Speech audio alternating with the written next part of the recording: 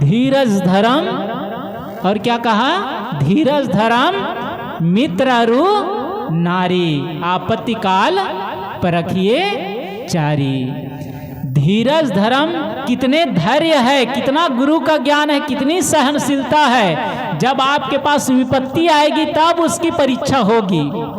कहते हैं धीरज धर्म, आपके ऊपर कुछ विपत्ति आई, कुछ संकट आई, उस समय भी यदि आपने धर्म नहीं छोड़ा, उस समय भी आप गुरु पर आस्था रखे, तो वो आप सच्चे धार्मिक व्यक्ति है। नहीं तो देखा जाता है कोई भी, किसी को कुछ समस्या आ गई, कुछ बुखार ही लग गया, बेटा अच्छे नंबर से पास नहीं हुआ, बेटी की नौकरी नहीं लगी, कुछ विपत्ति आ गई, तो कहते हम गुरु से नामदान तो लिए थे, लेकिन लगता है गुरु का आशीर्वाद ठीक से मिला नहीं, चलो अब दूसरा गुरु करते हैं, दूसरे गुरु के पास चला जाता है, दूसरे से तीसरे, ऐसे आदमी बदलता रहता है। स्वयं आदमी अच्छे शिष्य बन जाए तो फिर जिस प्रकार माँ, एक माँ के प्रति बच्चा यदि समर्पित हो जाए तो माँ तो ममता की सागर है, माँ के अंदर तो पूरी ममता समाया हुआ है, माँ तो अपना पूरा जीवन बच्चों को परवरिश के लिए खपा देती है। अभी देखिए मध्य प्रदेश के जबलपुर जिले में अभी क्रूज नाव, बड़ी नाव, उस पर कितने लोग सवार थे, और वो नाव बड़ी बांध में वो समा गई, तो उसमें कितने लोग की मृत्यु हो गई, कितने लोग जो तैरना जानते थे किसी प्रकार तैर करके किनारे तक पहुंचे। उसी में एक दृश्य बहुत मोबाइल में वायरल हो रही, एक माँ अपने बच्चे को ऐसे सीने से लगाई है, वो तो सागर से लड़ती रही, पानी से लड़ती रही, लेकिन न तो स्वयं बच पाई और न ही बच्चे को बचा पाई। लेकिन उसकी ममता, उसका प्यार अंतिम सांस तक अपने बच्चे को बचाने के लिए कितना वो प्रयास करती है। और बच्चे को कहते हैं, उसी में लिखा था कि कहते हैं मृत्यु सबको एक दूसरे से अलग कर देती है, लेकिन आज मृत्यु हार गई एक माँ से।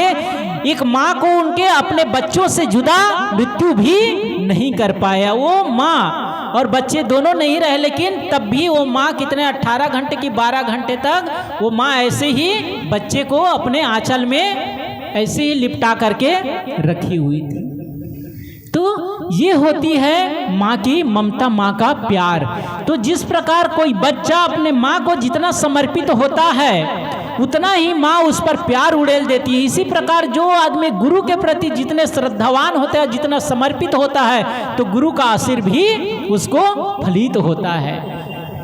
संत जन कहते हैं धीरज धर्म मित्र, मित्र असली मित्र वही है जो आपको सन्मार्ग दिखाए। असली मित्र वो नहीं है जो आपको शराब पीना सिखाए, असली मित्र वो नहीं आपको सिगरेट पीना सिखाए, असली मित्र वो नहीं जो आपको गलत जगह पर ले जाए, असली मित्र वो नहीं जो आपको खैनी गुटखा खाना सिखाए। कहते हम आपके मित्र, देखो हम लोग तो खा रहे हैं, 4 लोग तुम भी खाओ। आदमी जबरदस्ती खिलाने का प्रयास करता है। तो ऐसे लोग जो आप नहीं खाना चाहते हैं फिर भी वो जबरदस्ती खिलाने की कोशिश करता है, ऐसे मित्र से अपने को अलग कर लेना ही सही है। कहते हैं कि गलत मित्रों की संगति करने की अपेक्षा अकेला रहना अच्छा है, लेकिन गलत मित्रों की संगति करना ठीक नहीं है। तो कहते हैं मित्र जो आपको गलत जगह ले जाए, गलत करना सिखाए, गलत बोलना सिखाए, गलत खाना सिखाए, गलत पीना सिखाए, वो आपके हितैषी नहीं है। ऐसे मित्र का परित्याग कर देना चाहिए। संत जन कहते हैं मित्र और नारी, और नारी असली वही धर्म पत्नी है जो विपत्ति में भी आपका साथ दे। आपके बुरे दिन आ जाए, आपका व्यापार ठीक ना चल रहा हो, आपके दुकान ठीक ना चल रहा हो, आपके ऊपर गरीबी आ जाए, फिर भी आपका साथ ना छोड़ो, वो आपके असली पत्नी है, आपके असली पति है। एक गांव में पति पत्नी रहते थे, पति पत्नी रहते थे। तो ऐसे सामान्य लोग थे, उनके घर में बड़ी संकट थी, बड़ी समस्याएं थी, और समस्या इतनी ज़्यादा थी कि उनको 2 वक्त की रोटी जुटाना भी बहुत मुश्किल हुआ करता। लोगों ने कहा तुम लोगों का जीवन कैसे चलता है। पत्नी से कहा उसकी सहेलियों ने कि तुम लोगों का जीवन कैसे चलता है, एक वक्त की रोटी के लिए तुम लोग तरस गए हो, तुम्हारा गुजर बसर कैसे होता है। उस पत्नी ने कहा, वो बहुत समझदार थी, उसने कहा सहेली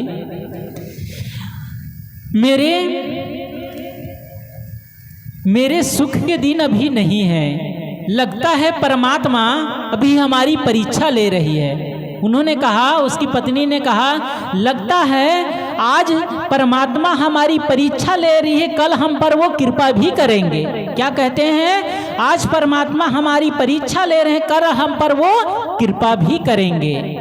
और वो धैर्य नहीं छोड़ती, अपने पति का साथ नहीं छोड़ती, और थोड़े ही दिनों में दोनों मेहनत करते हैं और उसके दिन फिर बढ़िया आने लग जाते हैं, उसके दिन फिर बढ़िया हो जाता है, फिर घर में बढ़िया खुशहाली आ जाती, फिर उसके सारी सुविधाएं हो जाती है। तो असली पति वो है, असली पत्नी वो है जो एक दूसरे के सुख दुख में सहभागी हो, एक दूसरे का साथ दे।